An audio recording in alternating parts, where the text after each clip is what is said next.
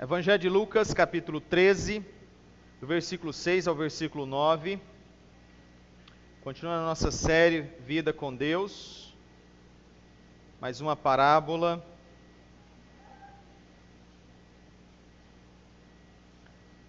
Parábola da figueira estéril.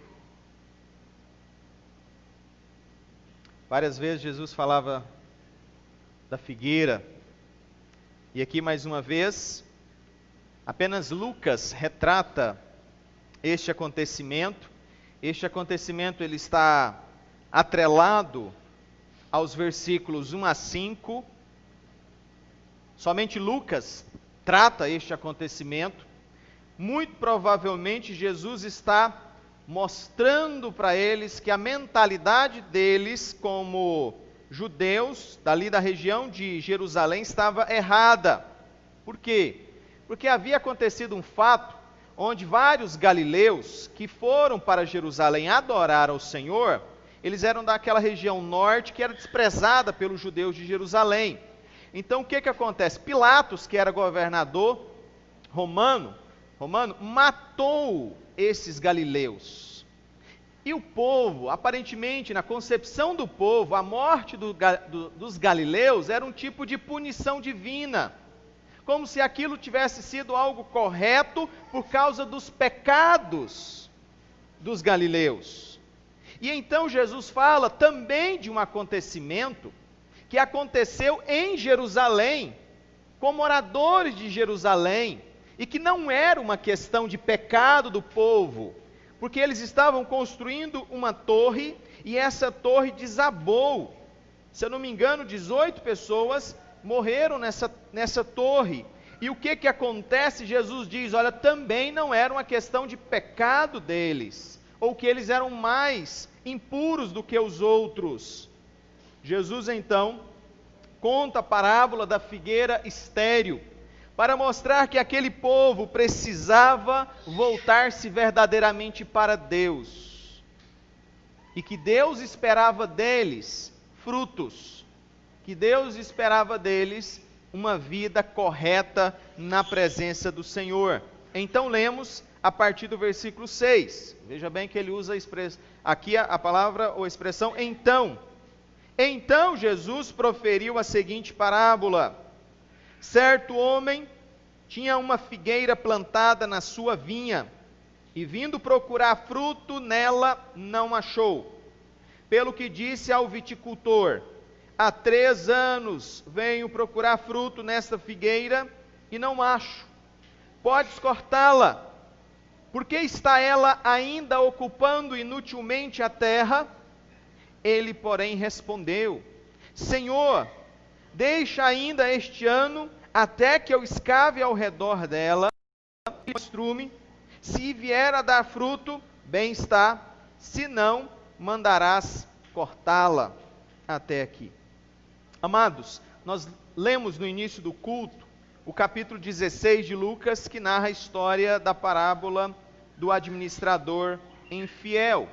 E nesta parábola do administrador infiel, onde Jesus fala a respeito do oportunismo daquele homem, que trabalhando para o seu Senhor, resolve então dar uma desperto e negociar por fora dívidas dos credores, para que quando ele fosse demitido, ele conseguisse emprego naqueles lugares, como tendo sido assim esperto, beneficiado, várias pessoas, vários fornecedores, e agora aquelas pessoas iriam lhe dar provimento, lhe dar trabalho.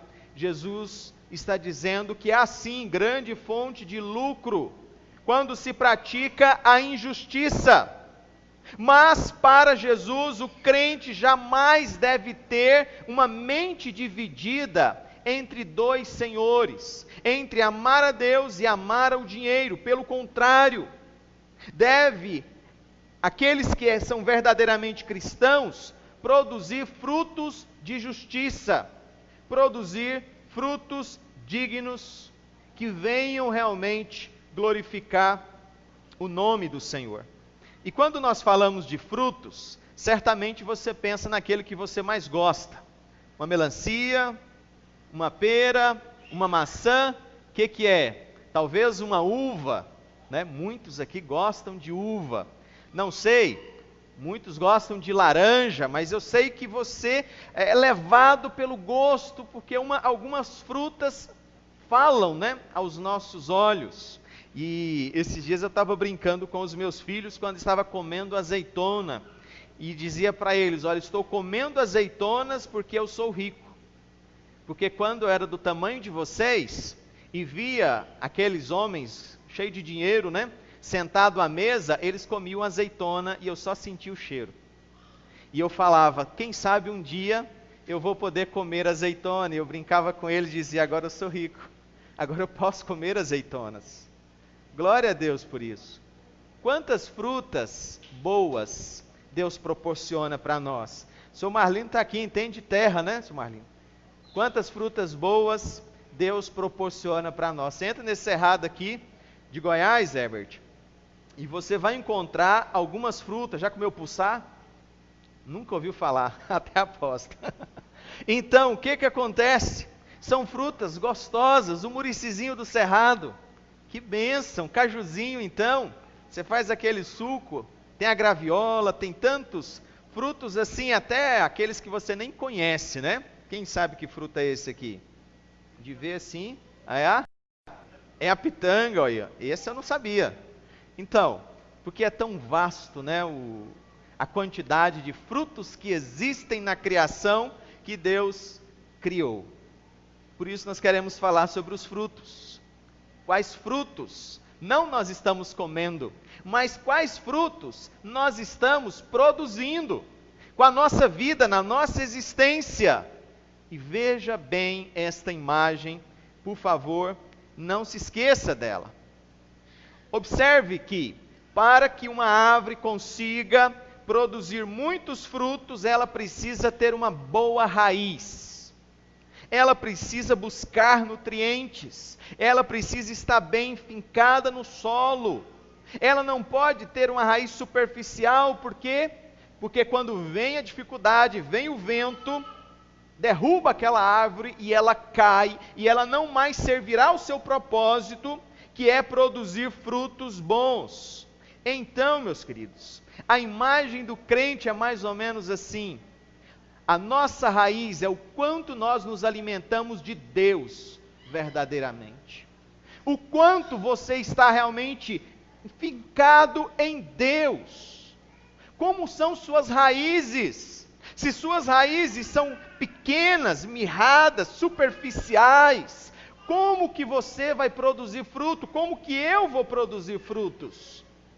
Então, nós precisamos fazer com que as nossas raízes se estabeleçam no solo, para que possamos produzir verdadeiramente frutos. E 3 atitudes,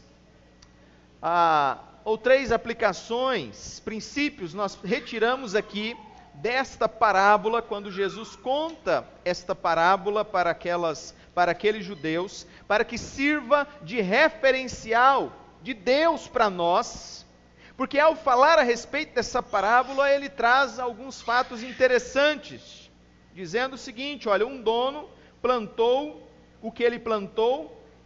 Uma figueira, numa vinha. A figueira produz figos, e as vinhas, uvas. Então, era uma grande plantação de uvas, mas que existia um único pé de figo. Talvez o figo fosse o fruto mais desejado daquele homem, mais desejoso, mais bonito para ele, mais gostoso, mais do que as uvas, não sei, mas é questão de preferência. O texto fala que este homem há 3 anos ia procurar frutos na figueira, ia procurar figos ali naquela figueira e não encontrava. Então ele se revolta. E é preciso mostrar o seguinte aqui, irmãos. Geralmente, um figo demorava 3 anos para começar a produzir, um certo tempo.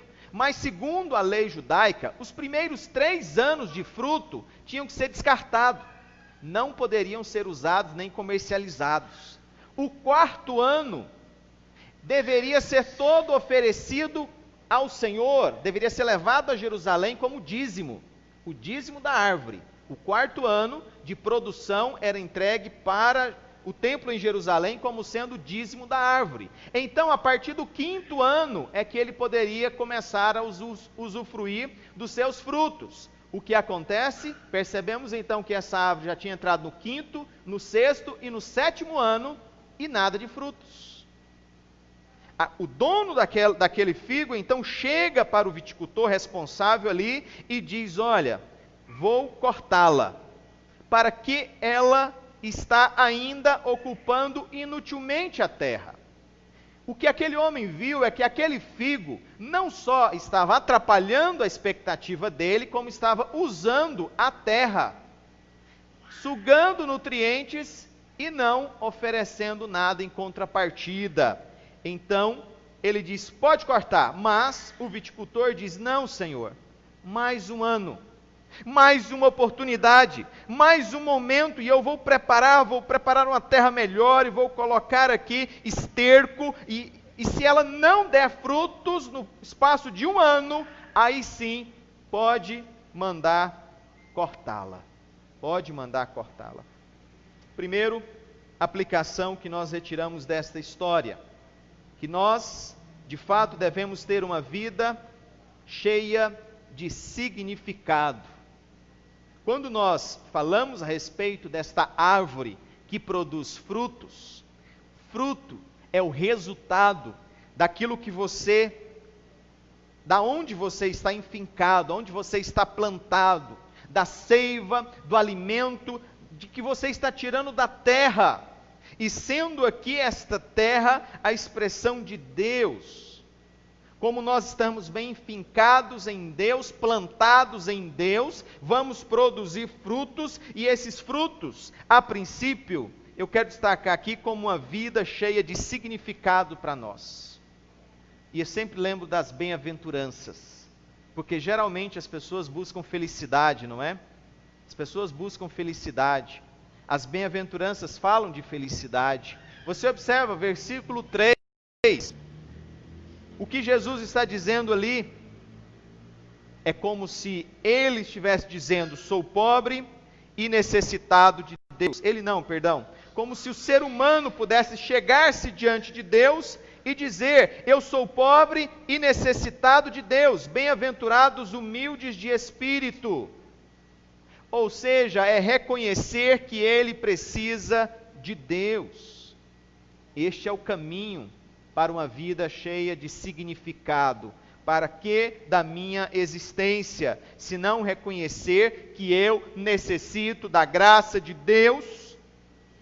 Então, no versículo 4 das bem-aventuranças aqui de Mateus 5, ele está nos mostrando a pessoa que diz: olha, eu choro por causa dos meus pecados.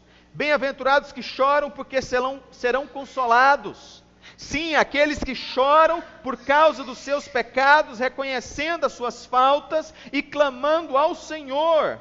Então, no verso 5, o indivíduo diz: eu não irei revidar as injustiças que são feitas contra mim.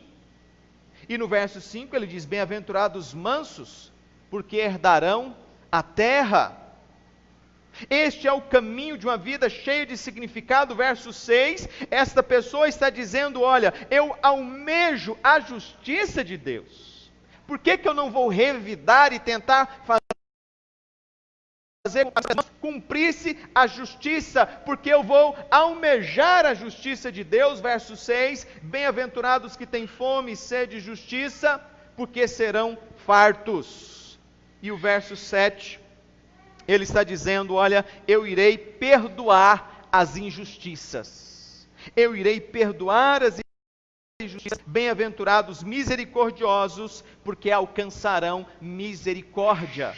Sim, aquele que está disposto a perdoar, esse misericordioso vai alcançar a misericórdia de Deus. E no verso 8 ele declara: não deixarei meu coração encher-se de amargura. Porque ele sabe que será afrontado, que tentarão em algum momento da sua vida jogá-lo contra Deus ou jogá-lo contra as pessoas. Mas no verso 8 ele está dizendo: bem-aventurados limpos de coração, porque verão a Deus. Não deixarei o meu coração encher-se de amargura. E no verso 9, ele diz: eu promoverei a paz com todas as minhas forças. Bem-aventurados pacificadores, porque serão chamados filhos de Deus. E no verso 10 ele diz: serei fiel a Deus até o fim da minha vida. Bem-aventurados perseguidos por causa da justiça, porque deles é o reino dos céus. Meus amados, se nós queremos uma vida cheia de significado, nós precisamos trilhar as bem-aventuranças. Se nós queremos uma vida cheia de frutos, produzir um fruto digno que agrade o nosso Senhor e Salvador Jesus Cristo, nós precisamos voltar os olhos para as bem-aventuranças e encontrar nelas uma trilha, um caminho, princípios para uma vida cheia de significado. Começa lá no primeiro degrau, quando eu digo: eu sou pobre e necessitado de Deus. Que o Senhor tenha misericórdia de mim. Reconheço os meus pecados, reconheço as minhas faltas, reconheço que não posso caminhar sozinho, reconheço que eu preciso de um Salvador para nutrir as minhas energias, para me dar forças, para me sustentar nessa caminhada. É isso que Jesus está dizendo. Que este humilde de espírito, em versões mais antigas, era pobre de espírito. O sentido de pobre de espírito não é que é uma pessoa paupérrima que não vale nada, mas esse pobre de espírito, no sentido dito por Jesus aqui, é aquele que reconhece que sem Deus ele não é nada. Ele precisa de Deus para poder viver, para poder fazer qualquer coisa e principalmente para alcançar a felicidade. É por isso que Jesus chama bem-aventurado. O sentido da palavra é feliz ou abençoado. Abençoado aquele que procede dessa forma. Ele não está falando de bens materiais, ele não está falando de grandes realizações, de diplomas, de isso ou daquilo outro. Ele está falando de situações que são importantes para que, em qualquer situação de riqueza ou de pobreza, eu possa ser cheio da presença do Senhor Jesus, usando o que eu tenho para a glória de Deus, para o louvor da glória do Senhor, entendendo todas estas coisas. Porque, meus queridos, aquele que buscar satisfação neste mundo, vai buscar e nunca vai encontrar. Vai lutar e nunca vai chegar lá.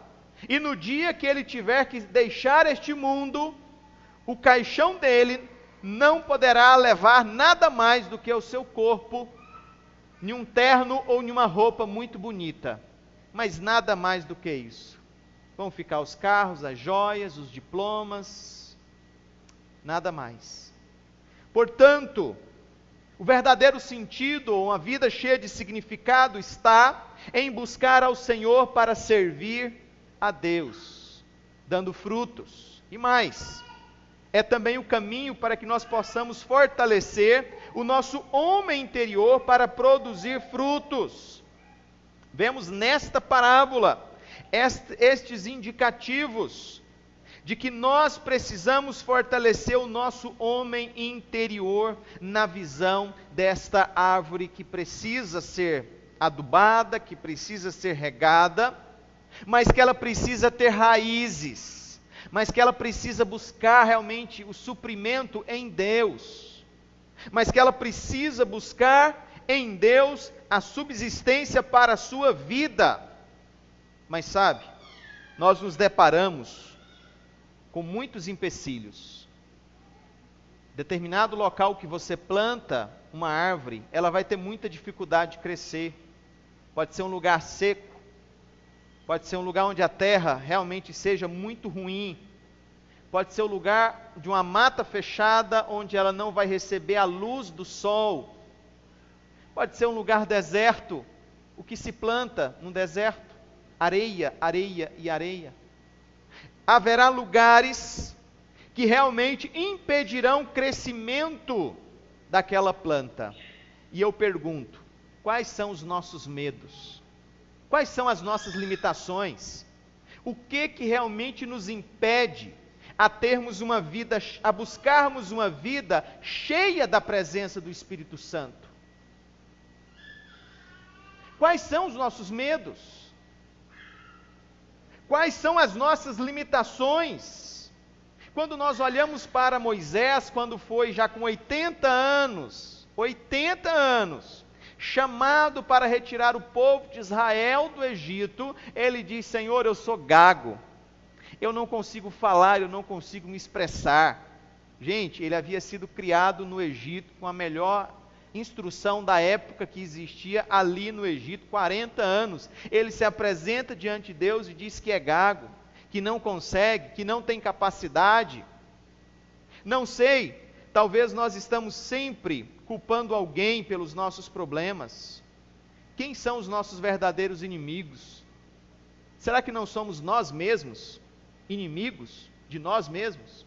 Será que nós não prejudicamos a nós mesmos com a nossa mentalidade, às vezes tão fraca, tão cheia de defeitos e obstáculos?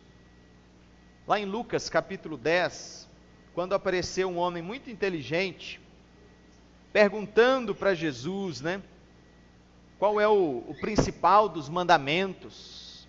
Ele deveria saber.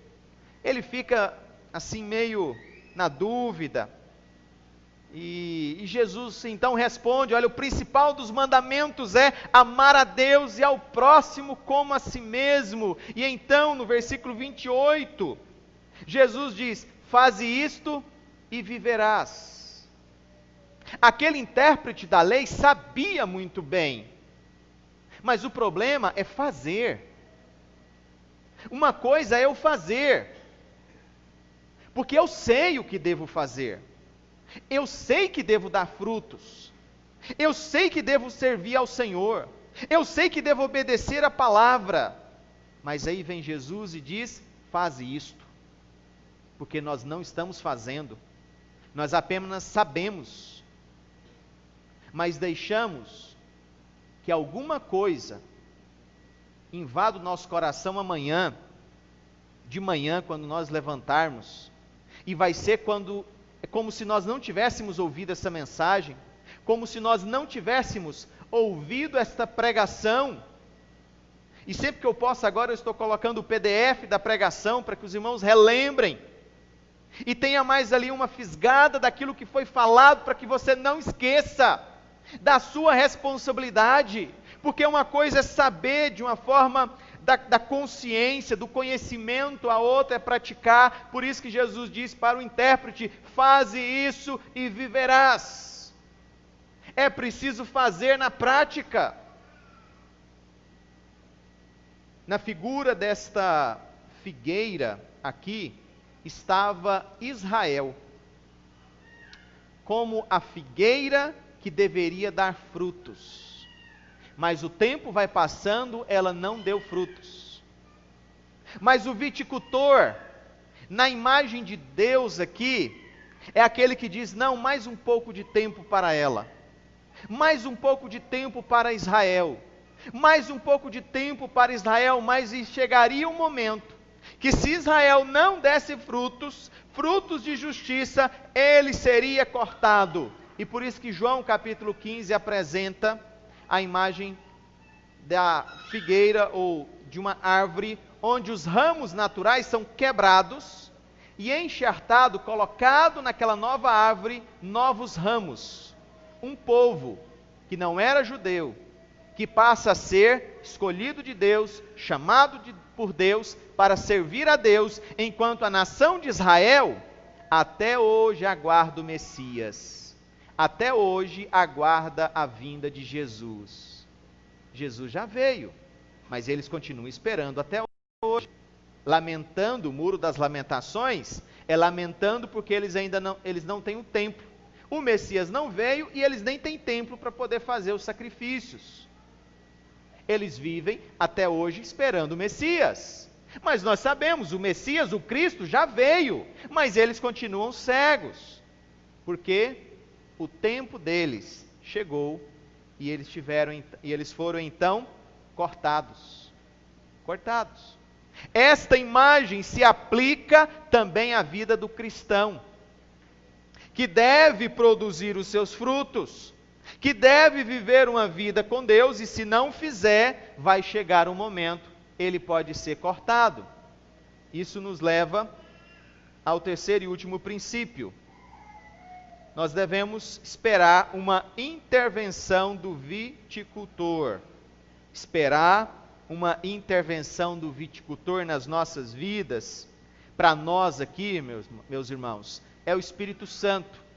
É aquele que aduba, que zela, que cuida da sua igreja, dos seus servos, que faz todo o trabalho necessário para que nós possamos produzir frutos, porque há coisas que eu posso fazer, mas há coisas que só o Espírito Santo pode fazer. 3 delas, para que os irmãos possam entender, coisas destas que só o Espírito Santo pode fazer. Primeiro, só Ele pode me convencer da justiça. Lá de João, capítulo 16, quando ele fala sobre a ação do Espírito Santo, ele diz: quando ele vier, versículo 8, convencerá o mundo do pecado, da justiça e do juízo. Da justiça, porque vou para o Pai, e não mais me vereis. Ele está dizendo que essa justiça aqui é o fato de que Cristo deveria morrer pelos nossos pecados, porque nós pecamos contra Deus, e para que os nossos pecados pudessem ser perdoados, alguém deveria morrer. Eu não tinha condição de morrer porque eu sou pecador, somente alguém justo, santo e bom. Então vem Jesus e se oferece no meu lugar para morrer a minha morte, para que quando o Espírito Santo viesse, ele pudesse me convencer de que Cristo morreu pelos meus pecados. Porque a grande maioria das pessoas não está nem aí para Cristo, não está nem aí para o Espírito Santo, e não está nem aí para a sua vida espiritual. Eles não reconhecem que estão em pecado, e que esse pecado é mau, é horrível, esse pecado é destruidor, é ofensivo, é maligno. Esse pecado nosso ofende a Deus, e que nós somos pecadores, terríveis, e não adianta dizer: não, mas eu sou um cara muito bom, eu cumpro os meus compromissos, eu pago tudo certinho, eu não fumo, não bebo, não mato, eu tenho responsabilidade com as minhas coisas. Mas você continua sendo pecador, você mente, você é vaidoso, você é orgulhoso, você é prepotente, você não assume seus erros, você não é humilde, você tem pensamentos obscenos, e tantas coisas mais que nós vamos realizando e quebrando os mandamentos do Senhor e nos tornando culpados. E só seremos salvos se os nossos pecados todos forem perdoados. Como que eu posso ter todos os meus pecados perdoados? O que eu posso fazer para Deus? Se hoje eu estou pedindo perdão, amanhã eu estou pecando de novo. Eu estou numa encruzilhada se eu não tiver Cristo comigo. Então só o Espírito Santo é que me convence da podridão de quem eu sou. O quanto a minha justiça é podre, é mínima, é fraca, e que se eu não tiver um Salvador, eu estou terrivelmente perdido. Eu preciso de um Salvador. E o Espírito Santo é que pode me convencer desta justiça de Deus. Pois muitos ainda levantam o dedo e dizem: Senhor, mas o Senhor tem que me salvar. Tem, por quê? A justiça de Deus, sendo realizada naquela cruz, levou o Filho de Deus a morrer, para que eu pudesse ter o perdão dos pecados. Então, só o Espírito Santo pode me convencer da justiça, do meu pecado e do juízo de Deus. Mas só o Espírito Santo também é que pode me encher dele. Efésios 5,18, ele diz: não vos embriagueis com vinho, onde há dissolução, Pelo contrário, enchei-vos do Espírito.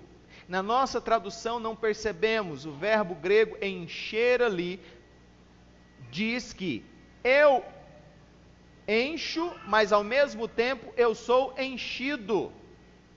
Pela posição que é conjugado o verbo grego, significa que eu sou enchido pelo Espírito Santo. Enchei-vos do Espírito não é um imperativo, como está tão claro ali no nosso português, mas no original grego significa eu sou enchido pelo Espírito Santo. Isso, irmãos, nos mostra que essa ação de sermos cheios é o Espírito Santo que faz em nós, mas ao mesmo tempo eu tenho a responsabilidade de encher-me do Espírito. Eu, como pessoa que penso, sou um ser humano, eu preciso entender que eu tenho essa responsabilidade de me encher do Espírito Santo de Deus. E por último, o Espírito Santo é que me dá poder sobrenatural vindo de Deus. Atos capítulo 1, versículo 8, mas recebereis poder ao descer sobre vós o Espírito Santo, e sereis minhas testemunhas, tanto em Jerusalém, quanto na Judéia, na Galiléia, e até os confins da terra. É o poder do Espírito Santo que vai fazer isso na minha vida. Não adianta eu tentar fazer as coisas na minha força, não adianta eu tentar pastorear a igreja na minha força, não adianta eu tentar converter as pessoas na minha força, não adianta eu tentar encher a igreja na minha força, vou naufragar. É o Espírito Santo que faz isso, no poder do Espírito Santo de Deus. E por isso, concluindo, meus amados irmãos, não adianta você concordar comigo e achar, realmente o pastor tem razão. É preciso colocar em prática. Segunda-feira, na terça, na quarta, todos os dias, é preciso colocar em prática. E uma frase que eu sempre vejo por aí, acho muito interessante na vida cristã também: feito é melhor do que perfeito. Não adianta você esperar, não, quando eu tiver assim, aí eu vou fazer. Não, pastor, quando eu tiver muita capacidade, tiver assim, essa facilidade de falar, de pregar, de ensinar, aí eu vou fazer. Para com isso. Feito é melhor do que perfeito. Comece a fazer, comece a servir. Porque à medida que você vai começando a fazer, você vai começando a servir, você vai ser levado a ser lapidado. Porque vai vir problema, vai vir dificuldade, vai vir crítica, vai vir isso, e você precisa ser treinado a ser humilde como Jesus foi. Está lá Jesus, faz uma cura espetacular, maravilhosa, e o crítico do lado. Fez porque o diabo ajudou. Né? Você luta, se esforça, faz aquele negócio maravilhoso, alguém chega e diz: ah, foi ciclano que fez isso aqui? Nossa, eu acho que foi ciclano. E fala outra pessoa que não tem nada a ver com o assunto, publica, não, foi fulano, coloca até na rede social, e de repente você vê lá, ó, seu nome foi lá para a lata do lixo. Deus trabalhando em você e através de você, te ensinando a olhar para Deus e não para o ser humano. Então, feito é melhor do que perfeito. E tenha ousadia para buscar coisas dignas que honrem a Deus. Seja ousado. Por que que às vezes nós, crentes, somos tão medrosos? Como que nós reagiríamos em determinadas situações? Fiquei muito feliz de ver uma irmã que, ao sair ali do H-Camp, ela pregou para os enfermeiros, ela orou pelos enfermeiros, e eu pensei, será que eu teria essa mesma disposição? Estou querendo ir para casa, não estou aguentando mais aquele ambiente, não quero saber de hospital, de repente alguém te dá a palavra, o que você fala, meu irmão? Você encolhe assim e fala assim: eu orar por este povo aqui? Seja ousado.